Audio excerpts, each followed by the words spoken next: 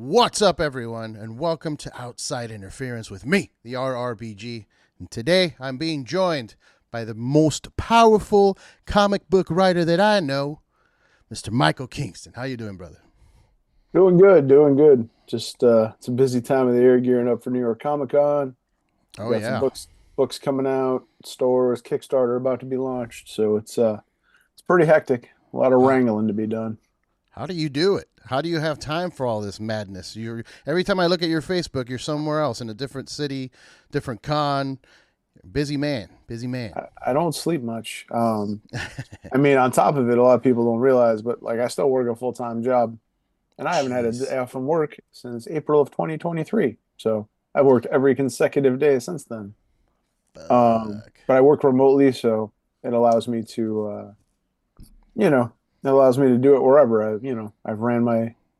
Ran what I have to run in Australia. I've done it in Alaska, all over the place. So it's hectic little stretch, but you know, we Hey, do what we got to do to make it work. So that's right. That's right. It's everybody's dream is to not have a day job, but if the money's right and it's keeping you able to do what you actually want to do, which is your writing and everything, then it's worth it to me. I mean, we'll run ourselves into the ground, but I'll work every day of my life if I have to. yeah, I mean, it gives me some security. Obviously during COVID, there were a lot of comic stores were closed and stuff, and I mean, a lot of my artist friends had a tough time, and I manage a fleet of truck drivers for Target, and Target didn't close, so it gives me some security. It allows me to take risks. I recently went to a first time show in North Dakota, you know, Oh and they wanted shit. me to go, but it and it turned out great. But you know, I also didn't have to worry that my lights weren't gonna be on. Some of my artist Exactly. friends are just job to job to job, and like, how am I gonna pay my rent? And I don't know if that's necessarily how I want to live. I don't necessarily think you produce your best creative ideas in those environments. I agree Um, 100%. If you're stressed out about something, you're not going to be creative. You're going to be thinking of how to survive. and there's going to be a time maybe where I want to try to maybe hop over that void and just do it, just because I've got so many opportunities right now, um, that you know maybe we can make it work, maybe we can't. Who knows? I'm just gonna run till the wheels fall off. Well, I mean, dude, it's getting bigger and bigger every time I see it. I mean, you've been doing great shit for years. I've been following your career and seeing your posts and seeing you work with legends, with Headlocked Comics and everything. And but now you have a new one coming out with Vampyro, the Vampyro Rockabilly Apocalypse. I'm super excited for this book. So Yeah, dude, it's tell the people about it. Tell me how it started. so a few years back, Vampyro was hosting a punk and rockabilly radio show in Mexico that was extremely popular. And, uh, Master Republic, I'm good friends with Kevin Kleinrock. We've done a lot of stuff together. And, we've always kind of been trying to look for a project to work on. And so he was like, hey, let's do Rockabilly Vampiro. Like, that character's never existed. Pitch me something. And I've made wrestling comics for 15 years and versions of wrestling comics, and they all sort of involve wrestling in some fashion or another. And they were, Master Republic sort of explicitly doesn't do wrestling comics. They have comics with wrestlers that, sort of in the vein of the old El Santo movies and stuff like that. They have wrestlers and they plunge them into situations. So, I've been reading comics my whole life and consuming pop culture. So it would be ludicrous to think that I wouldn't have ideas. And my brain is weird. And so I packed every weird idea I had into this pitch. And then they loved it, and some other people that saw it loved it, and then we put it over at Massive, and they loved it, and we're just trying to tell this fun story about a underground rockabilly vampire guitarist who hunts monsters and finds himself tied up in a plot to jumpstart the apocalypse. It's a pretty, that old story. That old chestnut. Uh, Yes. no, it's great, dude. As I was reading it, it started off. It starts off the. I don't wouldn't I think the protagonist obviously is Vampyro, but I would say the first person you meet is a podcaster, basically a influencer type that is trying to get an interview with Vampyro, and ends up entangled in a whole his whole adventure, which I think is it's fantastic because it's cool to see, and I guess because I feel like you and I grew up similarly. We're kind of in the same age range, sort of, and we liked kind of the same things. I immediately connected. I'm like, oh, this is for me. This is a book for me. No, I love comics. I love the medium of comics. And like, I don't know, I feel like for a while comics got real serious and Mm, like just like they just kept doing stakes, and like, oh no, no, it's Galactus with an ultimate nullifier strapped to his head. And what are we gonna do next? And everybody's dead, and there's some dude on the ground crying and whatever. And I just like when I read comics, when I started reading comics, comics were fun. Like even when they were serious, they were fun. And I feel like I don't know. I feel like a lot of comics have lost some of that element. And so, I just want things to be fun. I just want to, I mean, we all see it, right? World's on fire. I mean, weather, whatever, stuff's happening. There's yeah, a lot of stress out there, right? Late stage absolutely. capitalism. I just want to, sometimes you just want to bury your head in a book and not forget about stuff for a little bit. You know what I mean? And just have a fun little escape from reality.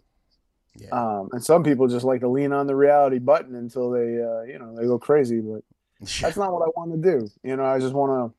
And like I grew up in the '80s, and you go to Blockbuster and they have like Blood Beach and like just those crazy like over the stuff, like crazy over the top horror stuff, concepts and whatever. And then obviously I'm a huge fan of Robert Rodriguez flicks and stuff like that, and that Desperado and Dust Till Dawn and that type of stuff. So I try to imbue that sort of energy into it, but like also some of the sort of insane sensibilities of like the '80s type horror stuff that I grew up watching. And I just want it to be like a, just like you're going to a midnight screening of at a grindhouse theater, bucket of popcorn, smile, just absolutely. that's the vibe I'm going for. And it's there, dude. I mean, it took me on a journey actually, because when like I said, it starts off with the podcaster trying to get an interview, so it felt very like reality based. I wasn't really sure how far you were going to take it in terms of the supernatural aspect, but then it starts developing as you get introduced to Vampiro and his character, and then the where the plot goes. I don't want to give away too much, too many spoilers, Right. but where it goes, it just gets more and more fun, and like you get in that headspace of all right, I see what I'm in for now, and I really really enjoyed it. Like I told you immediately, the first thing Yeah. that came to my head, I'm like this would be a very sick cartoon, like Oh animated yeah. style. I uh I definitely think so. I feel like there's a lot you could do with it, honestly. And I didn't write it this way on purpose, but like I feel like it would be a fun video game. I feel like you could do a bunch of stuff with it. Um, but I just it's weird. I mean, I can. This isn't really a spoiler because the solicits for two and three are out, but are next. The story after one debuts one of my favorite sets of villains. It's a motorcycle gang of shotgun-toting nuns called the Bad Habit, and Mm-hmm. Yeah, it's it's ridiculous, right? Because they're wearing like sort of weird traditional nun stuff with like biker cuts, and it's it's absurd and fun and whatever. And it's been fun imbuing like motorcycle club culture into like a convent. And it just gets weirder. Like it's there's just it's this arc has been conceived as 10 issues. The first issue is double size, the last issue is double size, so it'll be about like 12 issues worth of story. But you know the back half of it gets just insane. But it's insane the whole way through. Um, but it's been so much fun to write, and I feel like the people that have had a chance to read it have had a lot of fun reading it. One of the things that I do think is unfortunate is there's a lot of people that just, you know, in their head, they're like, I don't read comics. I hear it a lot, from people, and I have to convince them otherwise. But like, I mean, and listen, there's a lot of great television out there. There's a lot of great movies. There's a lot of good content out there. But man, I tell you, like, there's nobody that pushes the boundaries of storytelling like comics. And like you can read that stuff on the front end of it. Like, I mean, I don't know. I just think I think sometimes people limit themselves to what types of stories they want to consume, and it would be, I just think that comics is really kind of pushing the boundaries of storytelling, and it's really like if you're into that sort of thing, you should be reading comics. Absolutely. I mean, I try to tell people all the time. Anybody that gives me a judgy look when I tell them I'm reading comics is like, wait a minute, aren't you a huge fan of like the MCU and all these movies? You know that those are all based on comic books. Like, if you're Right. enjoying the movie, why wouldn't you enjoy the source material? And that's one of the problems, I guess, with the sort of industry as a whole. And wrestling has the same issue, a little less than it used to, but like for a long time, people would say they're a wrestling fan. They weren't a wrestling fan. They were a WWE fan. And that's Mm. fine, right? Like they would never consider watching like New Japan or TNA or whatever. And there's a lot of people who just think comic books mean superheroes. Like when people talk about comic book movies, they're talking about MCU, they're talking about Batman, they're talking about Green Lantern. Like they're not talking about Road to Perdition and History of Violence and Ghost World and Preacher and all the other things that they've made incredible comics from or incredible uh, film and television from. So, like, it's sometimes just people get caught up in, I don't know, the industry has been dominated by a singular aesthetic for such a long time that it's hard to get people to understand that there's so much more to it. Yeah. Yeah. So Yeah. that's I was always gonna been a fight. I was gonna ask you, so much time in the game, how you've seen the transition of, because from when I wasn't in the game, I was a consumer. So for me, it was being a kid, being into comics, but being kind of bullied about it or like shamed about it, to where now it's openly accepted and mainstream. Like, what have you seen in that transition? Like, has it been a good thing for comics that this boom of MCU and all of this and everybody's into it and it's pop culture now, or was it better when it was a little more underground? No, I mean, I don't think it's better. I don't think more exposure is better or less, or, more exposure could ever be a bad thing. I think that comics, particularly most people's sort of connection to comics is superhero stuff. And obviously, there's a tremendous amount of interest in superhero stuff, based on how well, the MCU does and whatever. But like, if you look at what comics are, they don't really have connective tissue to that. And, they're just to a certain extent very burdened down with, lore and continuity. And it's hard to, it's hard for things to be accessible, right? Like I read X-Men for most of my life. And then I stopped, like I haven't been able to read comics regularly for a long time because I'm so busy. And then I picked up an issue of X-Men because people were raving about it. And, there's an infographic on the inside. Like, brother, if we need an infographic, I don't know if I necessarily want to read this, but it was just impenetrable to me. Like, and I'm not saying, and I understand like part of the problem is, right, like is you have these readers and they fall in love with it. And as they grow older, they want stuff to be different. And so you have to make things different. But then at some point it just becomes so far away from the sort of the mission statement that it's hard for new people to come in. And it's just and that part of it's frustrating. I had a friend who had an 11-year-old son who was and she wanted something for him to read because he loved the MCU stuff. And it took me a long time to think about what I was going to get him. Like, what would he read that is easy to pick up, jump into, and then also have some sort of resonance with what he views these characters to be. And that's complicated, man. It's really complicated, and I Yeah, don't you're know. going to first need to read Uncanny X-Men 104 through 136 and then jump over to, like Right. it's crazy. Yeah. And just the endless miniseries and the reboots and the relaunches and the reimaginings and all of that. Oh, and Like, don't forget the annuals. right. I mean, when I started reading comics, it was just, just Uncanny X-Men. Yeah. And then they made that second title, and that's fine. There's two different teams. It makes sense to whatever. And then there's X Factor, and then there's X Force, but they're all different teams. But like now they're all kind of in a shared space, and then and then just there's these miniseries and other things, and what it's tough. It's tough for people to find their way in, Yeah, I feel like and it that shouldn't with be, like. yeah. But the nature of the direct market kind of forces it to be that way, right? Because you have like the same people, and these people want their stuff to be a certain way, and they want it to be, they want it to build, and they want it to build, and then you're just building this tower for this handful of people, and then that tower scares away people from walking into it. Yeah. So I'm very, very, I take accessibility very, very seriously in all my books. I mean, the whole idea of Headlocked was done. Headlocked is about a theater major who drops out of college to chase his dream of becoming a wrestler, and like he's starting from day zero. So if you don't know anything about wrestling, you're going to learn it with him. Like you don't need to know anything. And if you're a longtime fan, you can still experience this guy's sort of emotional journey or whatever. But like, to me, I wrote it to be accessible to everybody. And it's the same way with Vampyro. You try to gently sort of pull them into this story or whatever, but like you don't even have to know who Vampyro is to enjoy this book. I Yeah. mean, Vampyro could just be a regular comic book character, right? Like, but we've imbued the sort of essence and personality of Vampyro into this character.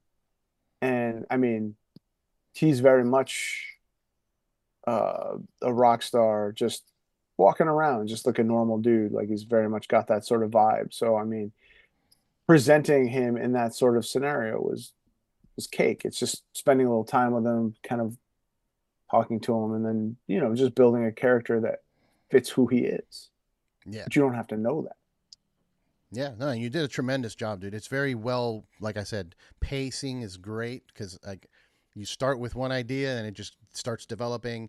I get pulled right in. Like I know who Vampiro is as from the wrestling and everything, but I was able to kind of just disconnect and like, okay, this is a separate. This is him, but in this world, Right. in this character form. And that's Uh, the trickiest thing, I think, for the first 2 or 3 pages for people who know who Vampiro is. Like you kind of have to make that separation. I feel like everybody gets pretty much sucked into the story after a couple pages, so we do all right. But yeah, I mean, wrestling fans are used to being able to suspend disbelief. I think, right? somewhat, you never know. Sometimes Sometimes people take still some. real to me, damn it. Oh man. So that's interesting. So you mentioned X-Men. Was that like predominantly in your youth? Is that like because some people it gets tribal and DC or Marvel, and I always like to get a little bit of both in my life, but I did always appreciate the way that like Batman stories were told because it was more like that where it was contained. Like you have this Arkham Asylum story, you could read this collected version of it, and it has everything you need in there. I feel like Marvel kind of just spreads it out a bit too much. So I got into some of the Marvel stuff, like the Thanos stuff was really big for me, and some of the early Wolverine stuff. But for you, what was some of the stuff that you grew up with that really resonated? I mean, the Claremont X-Men run is what got me sort of hardcore in. Like the first comic I ever bought was it's Spider-Man 187. It's Captain America and Spider-Man fighting on the front, and I knew who both of those characters were, and I knew they shouldn't be fighting. So like as a kid, I was like, oh my God, I got to see what's going on. And Mm, so like I bought that comic, and then I would just buy them, from the bookstore, spinner rack, drugstore, whatever, because you can get comics almost anywhere. And then eventually my mom took me to a proper comic book store, and then like I bought a ton of stuff, and the stuff that I enjoyed the most was the Claremont X-Men uh stuff more than anything else, and that really kind of stuck with me. I like Spider-Man, but I think at that time there was already multiple Spider-Man titles. yeah, um but like it's hard for me. Like DC's never really resonated with me. Like Batman a little bit. Like I like grounded heroes, and like DC always felt like gods. Mm. And like even Thor is a god in Marvel, but like Thor is also deeply flawed. And like, you know, Superman is like sort of the perfect dude and he's a, whatever. And I understand that that's the story, but like, it's also sometimes hard to just do stories about Superman punching aliens and stuff. I mean, I like grounded Superman stories, I think, where he has to sort of show that his nobility is what makes the difference, right? But like, Flash was always like, how many different ways can you conceive that we have to solve the case by running fast? Um, it's just, I mean, Yeah. if they did a hero like that eating cheese, I'd be the man. But, it's just, but it's, so like to me, like I always had a harder time getting in. And it's funny because I grew up on Super Friends. Like that was like, I loved Super Friends. Mm. Um, but you know what I mean? Like those, they didn't feel, I guess maybe because they had equals and counterpoints, maybe they didn't feel so giant or whatever. But like to me, the heroes were just too big. I mean, obviously Batman wasn't, but I always liked the fact that Marvel kept their heroes mostly grounded, and even the guys that were super powered were very flawed. See, the cosmic stuff never did anything for me, and I Mm. mean, I did very much enjoy Infinity War and Endgame and whatever, but like the original Infinity Gauntlet wasn't really anything that I was crazy about. And then Mm. eventually, I think everybody's fandom sort of follows this path. You find some mainstream thing that gets put in front of you, and then you're like, oh, this is cool, and then you're into it, right? And it's like the Hulk Hogan or the Spider-Man, the Captain America that get you in, and then if you stay in, there has to be something beyond that sort of hooks you. And so for me, like I started reading indie comics or whatever, and like I loved Concrete. Like I think Concrete is amazing. I think Paul Chadwick is a genius and super, super, super unheralded. Not unheralded, but underrated. And Concrete is literally what made me want to write Headlocked. Wow. Concrete, Think Like a Mountain was, they were handling issues and it was informative, but they were handling it with nuance and it was incredible. And there's this guy and he has all these powers and he can't, or whatever strength and he can't do anything. Um, and it was really good. And I was like, it totally changed my mind or just my understanding of what comics could be, right? And then for wrestling, it was Ring of Honor. Like I was super, super burnout on WWE in like the early 2000s, and then I was reading about ROH in like in the Observer and stuff. I was like, oh, I'm gonna check it out, and then like I fell in love with it. And, like I always tell people, like Samoa Joe, CM Punk, KO, and Sammy are like the guys that got me, like that saved my Hooked. fandom when it Yeah. was on life support. And then I discovered all right. So then you're a fan. You're not just a fan of the thing that brings you in, right? Now I'm a fan of wrestling and I like it. And then and then you get the people who base their whole personality around it, and they need it to be more than it is because they're embarrassed that they like kid stuff. I'm not embarrassed. I don't have any shame, right? Like I don't have any problem telling people, I read Yeah. comics, I watch wrestling, but some people have to be like, oh no, it's Japanese wrestling. They don't, they clap, they don't bring signs. It's very athletic, it's not like that stuff on TV that you know about. It's highbrow.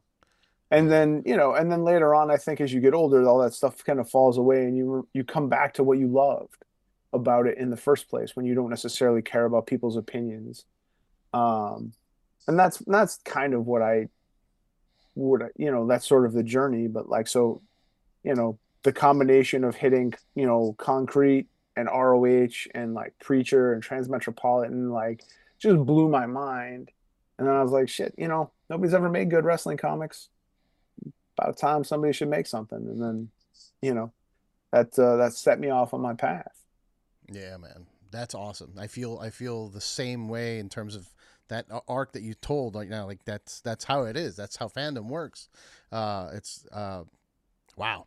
That was great. I got to tell you the ROH for me was in like an indie show here in LA. It was a PCW Ultra. Mm.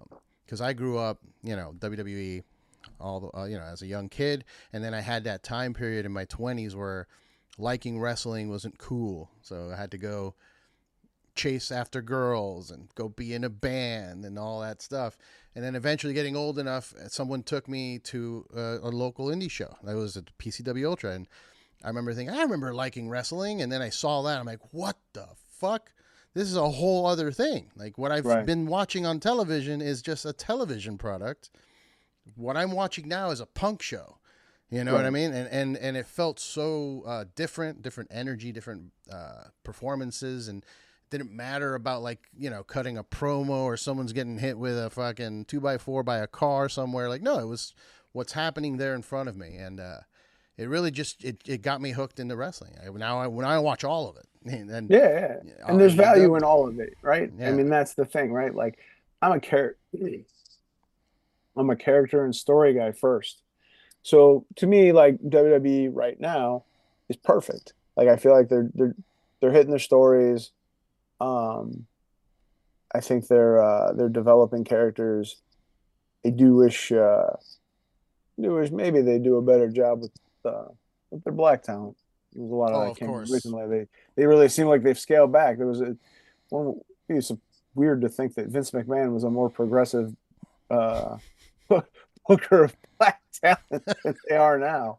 But you know, in AEW for me, like the stories don't necessarily hit the same, and they're a little rushed. And as a storyteller, it's a little frustrating. But like, you know, the matches are always going to be great. So like, if you just go in, you know, you're never going to have you're never going to see a bad match because I mean, everybody knows what they're doing, and they're all high level workers and whatever. And then on the indies, like you could just see some crazy shit. Like Blue Cane or whatever, you know, just randomly. Somebody's like, I'm Blue Cane, you know, and it's, you know, and then there's just tons of guys down there that, you know, that are just pushing the boundaries of character and pushing the boundaries of everything. And then there's just, you know, there's a lot of obviously super derivative people that are just doing what they see on TV and, you know, they got a stunner for a finisher and whatever. But like, Hey, KO is stunning as a finisher, all right? I'm just kidding. Yeah, but he got it handed to him from Steve Austin. That's he can do that. Yes.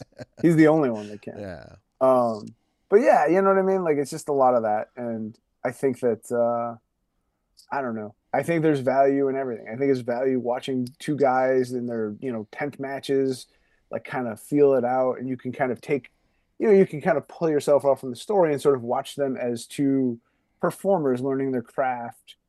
And, you know, you can kind of dip back in and out of that. But there's value in, for me anyway, there's value in everything wrestling wise. Yeah, man. And one of the things I can't stand, it's not just wrestling, obviously, it's in every pop cultural thing, but the tribalism that happens online with all of the things. Like, can't you just enjoy what you like and let someone else, like the whole AEW WWE thing? It's like, I like both. They're different products, I think. To me, AEW is what I fell in love with that got me super hooked, which is the independent wrestlers and stuff. You know, and WWE is still doing their high production thing that's storytelling. And it's interesting too on some level, just because like for years I felt like people used to hate on WWE just because they weren't, you know, they weren't New Japan. Like that was the big thing. Like, well, they should be doing this and they should be doing this. I'm like, but that's not what they do. It's not what they've ever done.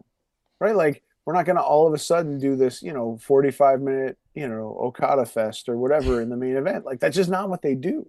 Yeah. And they're never going to do that. So don't watch it. Like, you know what I mean? And now at least there's a little bit of something for everybody.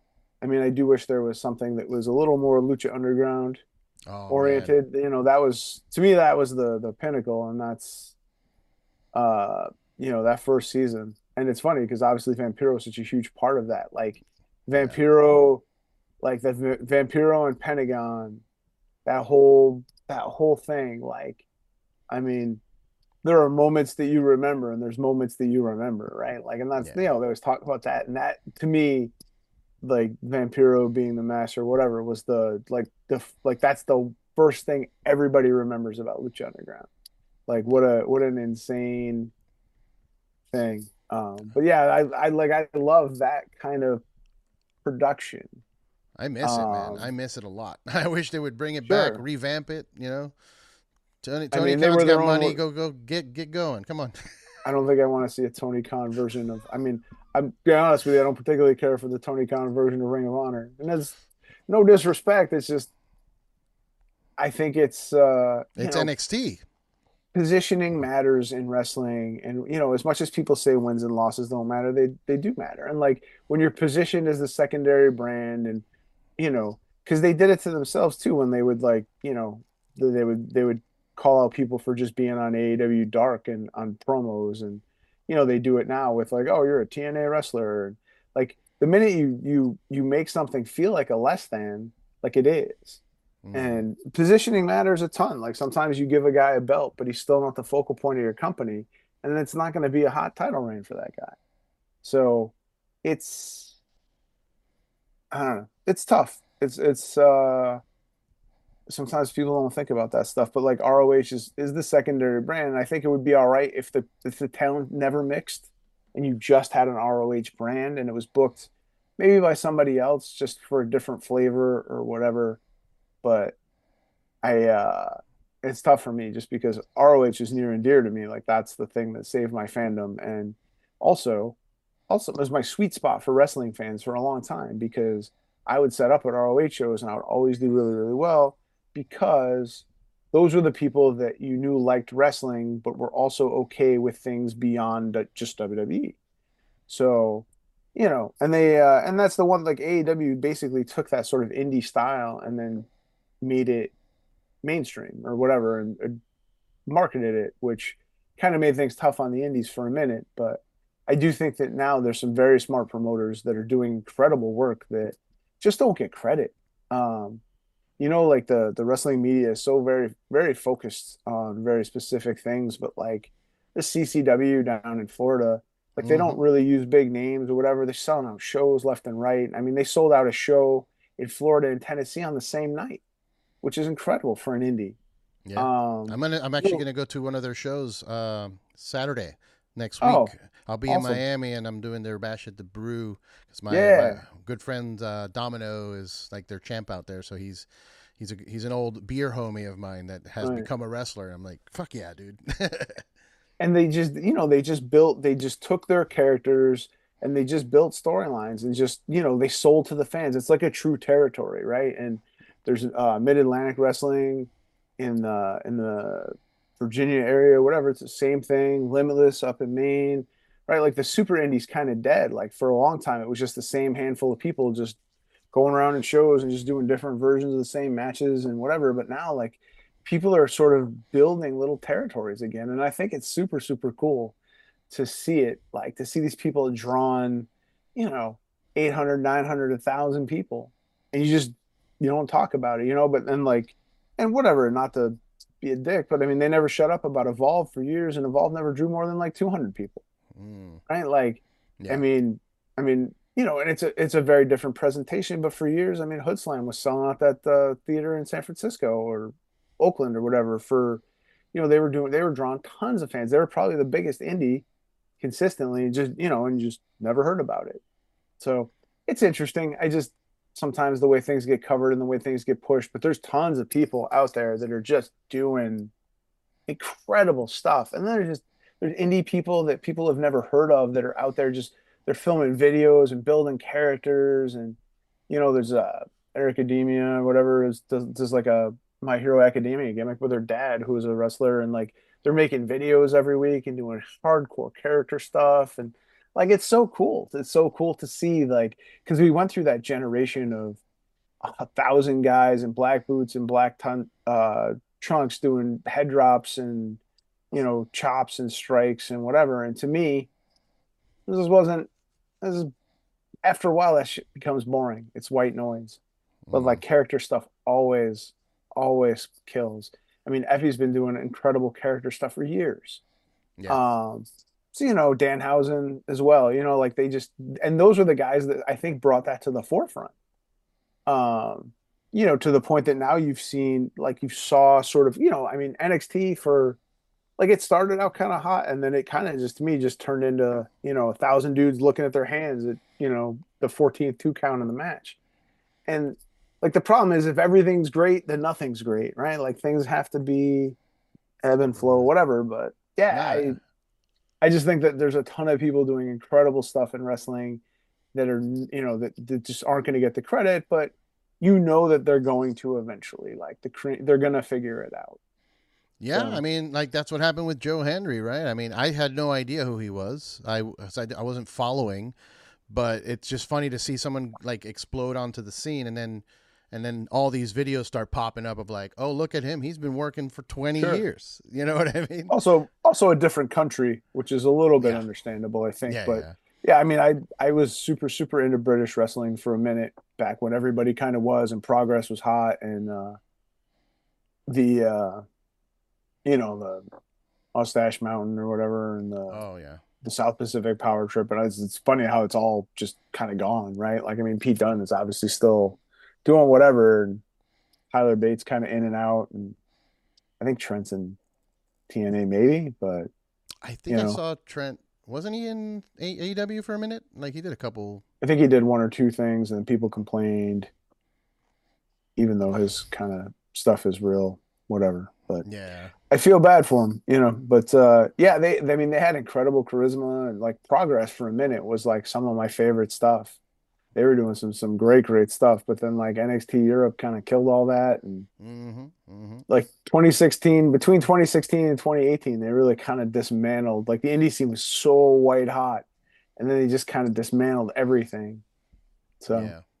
Yeah, I mean, a similar thing was happening here in LA for a bit with PWG and all the Reseda matches that were going on, and PCW Ultra was hot, and there was a lot of I felt spoiled because there's a lot of these guys that I was seeing at a show down the street ended up moving up to either AEW, WWE with Penta, and you had sure, the Shane Strickland and all these people. But then all of a sudden, PWG had the unfortunate family issue, I believe, and they had to shut down. And PCW, I don't think really ever made a comeback after the pandemic. So it's just yeah, I think been you lost. What was the other one that was out there? APW never really came APW. back either. They were doing crazy stuff. Yeah, yeah. Um, XPW is still trying to put on shows, but nah. good lord.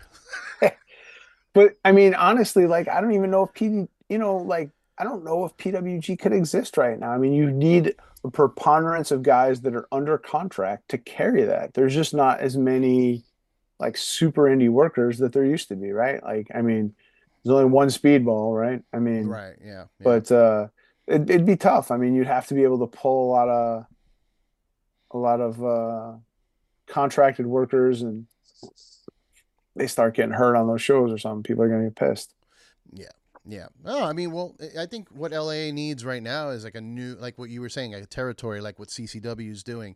We need somebody here that's just getting some homegrown talent where we could get maybe an occasional big name to pop in for a Right. boost, right? And that's the thing, right? Like people don't need the super action, right? Like you need a great character to get invested in, and then the story will carry it. I mean, Zeus drew one of the biggest buy rates of all time. And that dude couldn't do a thing.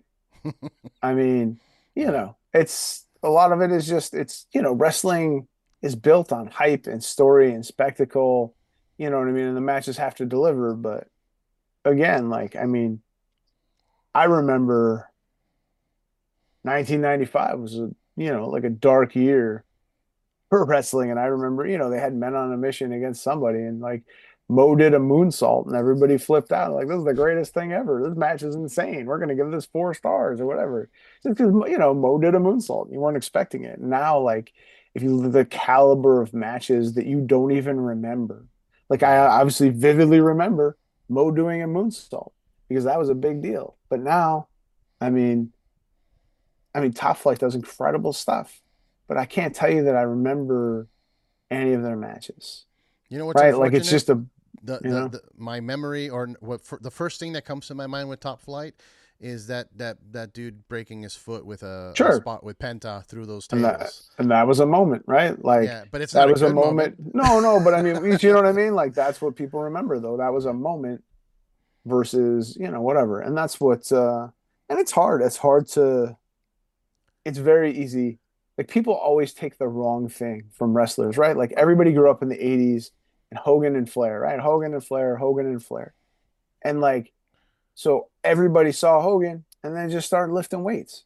But like Mm, ignoring the fact that Hogan is an all-time character.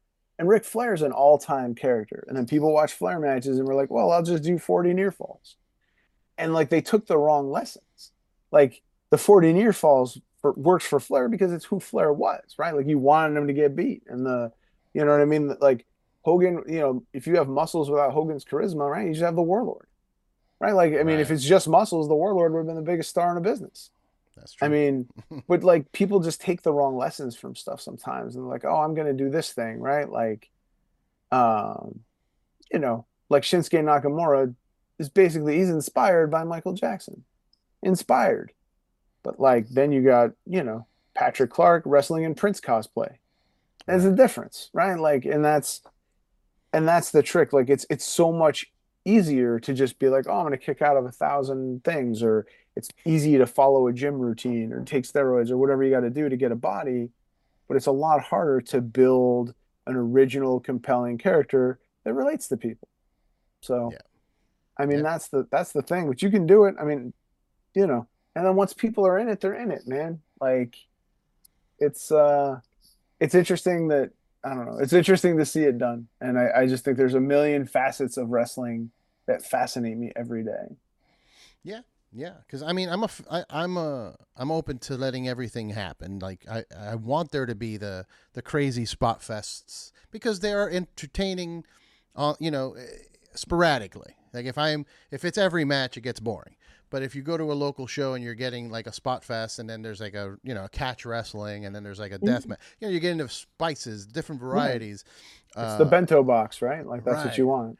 Yeah. You So want your there's wrestling match to be a bento box. I like all of the things, but And I the think the WWE is scaled it back, right? Like they've scaled back the number of matches on the show. They've allowed the matches to breathe, and they're more memorable. And I think AEW sometimes does the opposite, where they have like 14 matches on a show, and then there's five like ungodly multi-man matches in the beginning just to get everybody on the show or whatever that you don't, and that's it's tough. I mean, it's tough because everybody books what they like, right? Like, and if you're a hardcore wrestling fan like Tony is, he's gonna book the stuff he likes. And Vince booked muscle guys, and Baba booked tall guys, and it is what it is, right? But I think it's that's why you kind of need some outside influence a little bit to just to bring other voices in, right? Like RJ City, they said booked the whole Tony Storm Mariah May thing, and that was incredible. yeah, This is the best to me. That and Swerve Hangman are the two best things they did all year. yeah, Um, and I mean that image of Hangman sitting in front of that house burning is probably the greatest go home image I've ever seen for a show ever. Like just incredible. And like it's just funny because I never thought in a million years that they would burn. I saw the articles and the stories. He signed the contract and the house, and like I was just like, oh, that's so good, Swerve's a good dude. I'm happy for him. And I never even thought about it right, right. until right before like he didn't come out. I was like, oh no, he's gonna burn the house down. And like, but what a great gritty thing, and it made sense. It wasn't over the top. Like it just made sense that in the context of what they were doing, and it felt like it added a layer of venom to what was already an incredibly hot feud. Yeah, So, but yeah, so I don't know. I mean, I think it's good to give wrestlers a little bit of creativity, but not too much because I think sometimes I mean, I don't know, every wrestler wants to win the title. So anytime absolutely. anybody's ever told me a story they were about to pitch, it always ends with, and then I win the belt and I hold it for 14 months.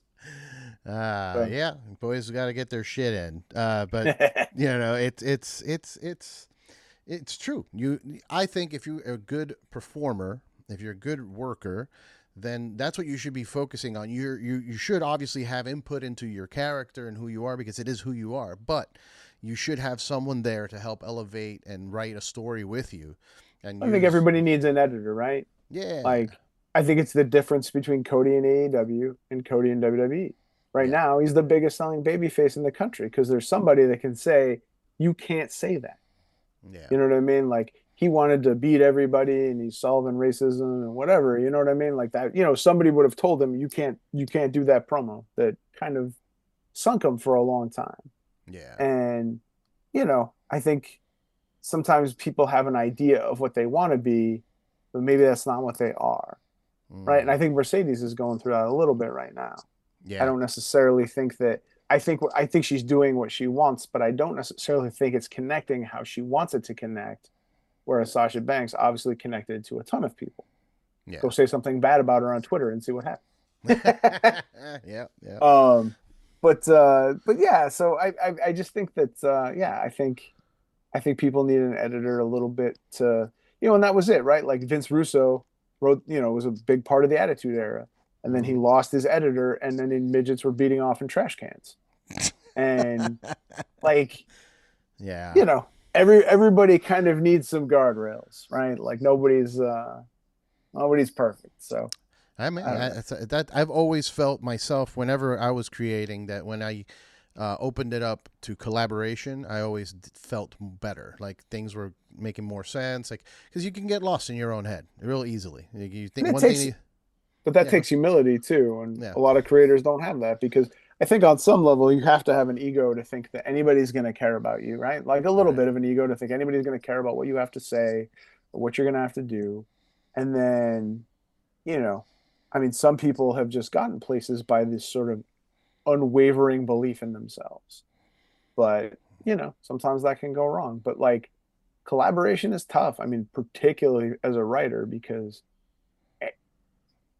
everybody can write, right? Like physically do the job, right? It's like commentary, right? Anybody can do commentary at a wrestling show.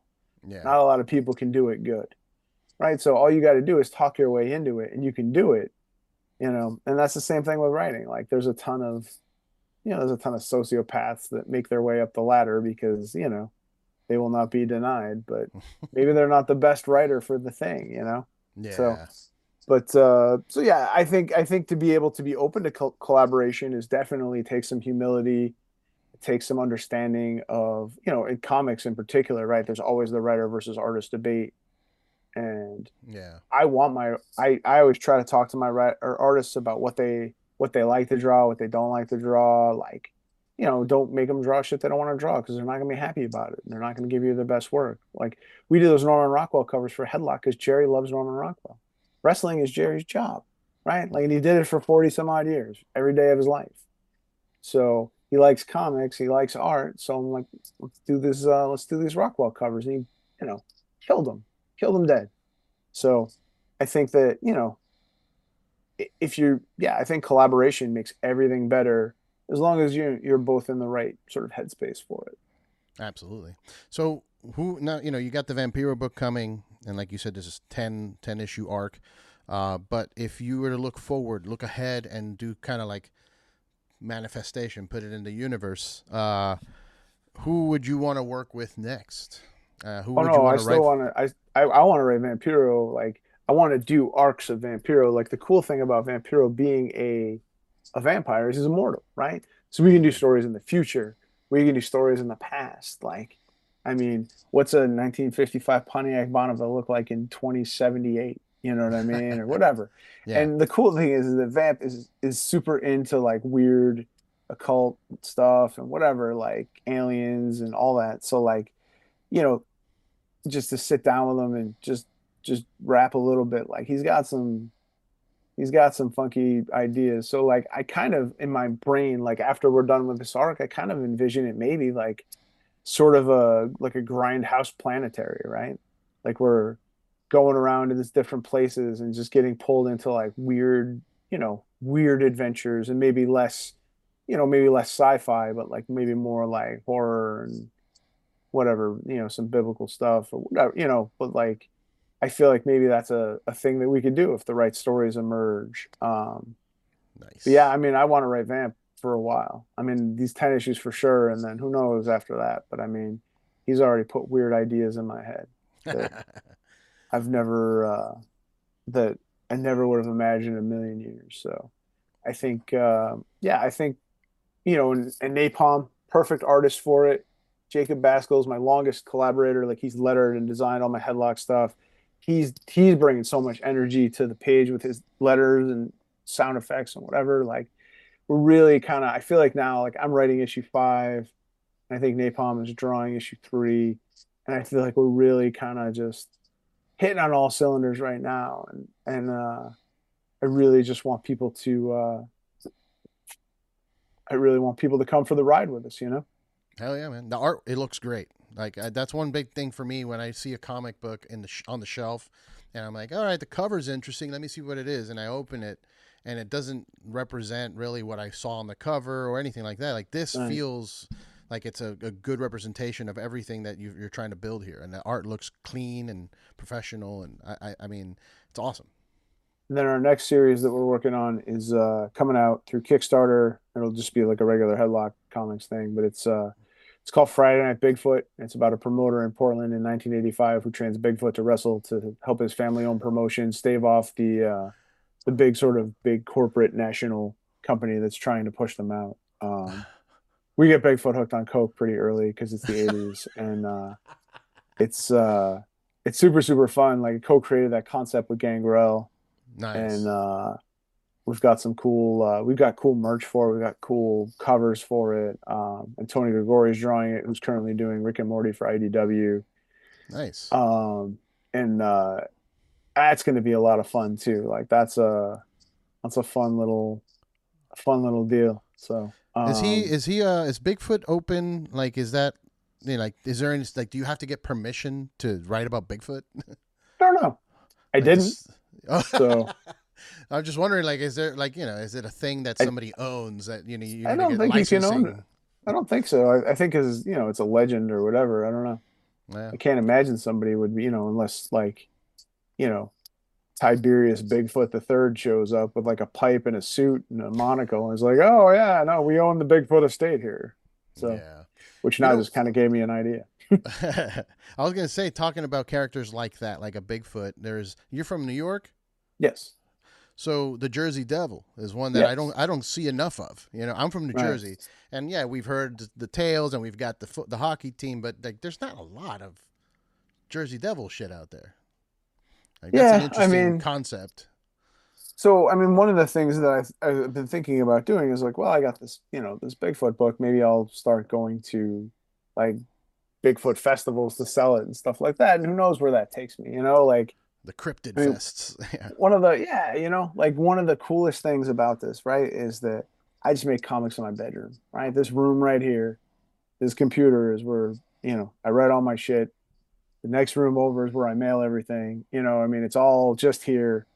But like, I've got to go to so many places and meet so many interesting people. And I'm friends with famous wrestlers. I'm friends with celebrities and whatever. And I grew up in upstate New York and I didn't go to New York City till I was 34 or no, 31, I'm sorry, for Samoa Joe and Kenta Kobashi. Like that was the first time I ever went to New York City. Because when I was a kid, New York City was, in my brain when you watch it on TV, it was dudes with spiked mohawks and switchblades and shit. Yeah. But like, I've been all over. I got to I was a guest at Starcast in Australia. Like, I got to That's pet nuts. koalas with Bret Hart. Like, That's I bet you wild, man. nobody's got that story, right? Like, Nobody. but like, so that's the cool thing, right? And like in my brain, like, I just like I feel like Cryptid Fest would be so cool to go to, and like someday I'd love to vend at the gathering, the Juggalos, and just whatever, just to see stuff, just to see different things, and go all over the place. So I don't know, like if Bigfoot takes off and I sell out them at horror cons and Cryptid Fests and whatever, then maybe there's another, maybe that pushes me in a to do some projects that are more geared to that bent. So I think maybe the you. Jersey Devil makes an appearance in Bigfoot. Who knows? There you go. Just make them look like me, okay? No. Um, Monster Palooza is one that I think you should do, especially for the Vampyro stuff. I think that's a good con for you guys. I mean, they do two, Yeah, the son of, and then they have the regular one, but that's a good. That's something that I credit my wife for. I hated when I was younger. In my brain, conventions were the nerdiest thing in the world. And I was like, look, I'm a nerd, but I'm not that fucking nerdy. And then my wife took me to SuperCon, and it blew my mind. And I cannot be more of an advocate now to tell people, like, go to a convention, go to a con. It's the coolest fucking thing in the world. You get to hang out, you get to meet people that are like-minded. You'll meet some weirdos too, but that's fine. They're cool. But you also, you get to meet some of the people that created some stuff that you loved. Like I got to meet Timothy Zahn, like from the Star Wars books, that I was just like, I He can't just believe wrecked I'm my, talking to you right now. he just wrecked my tablecloth 2 weeks ago in No, Madison, Wisconsin. what do you mean? Did he puke? No, I let him borrow one, and then his pen exploded on it. So Oh shit. he bought it from me, to his credit. But Oh, okay. I had a similar like nerd blockage with Ren Fair. You know, one of my friends was like, "Oh, you want to go Mm, to the Ren Fair?" I'm like, "No, why?" And like, yeah. he's like, "Dude, you go to Comic-Con?" And I was like, "Yeah, you got me there." And then we went. It was amazing. And I was like, "Yo, there's cheesecake on a stick, and I'm throwing axes and whatever. Like, this is awesome." Yeah. So I try to approach everything with an open mind, and I try to think about, like I'm just into the experience. I did a show in North Dakota a couple weeks ago, and they flew me to Montana, and then I had to fly a little prop plane to North Dakota, and it's a tiny plane that they ask you your weight, they weigh your carry on, and they seat you accordingly. Like the windows are huge. You could see out of the front of the plane, which is a little, and it was Oh. awesome, right? Like it was just, for a minute, it was a little unnerving. And then once you're up there and you're flying, you can just kind of see the panorama. It was amazing. I was like, Uh, God damn, I'm gonna fly like this all the time. yeah, man. Um, but like, yeah, it's just, I don't know. Like I've got to do so many cool things and make so much cool stuff and hang out with cool people and have just incredible experiences. So like, if nothing else, right? Like if it all ended tomorrow, like this was a hell of a run. But I'm just getting started. Like I've got 7 projects I'm working on right now. I've got 2 huge licenses that I can't even tell you what they are yet. Nice. Um, and then, I'm working on volume 5 for Headlocked. I'm working on volume 4 for Tales from the Road. We're doing Bigfoot. We're doing Vampyro. Just tons and tons of stuff.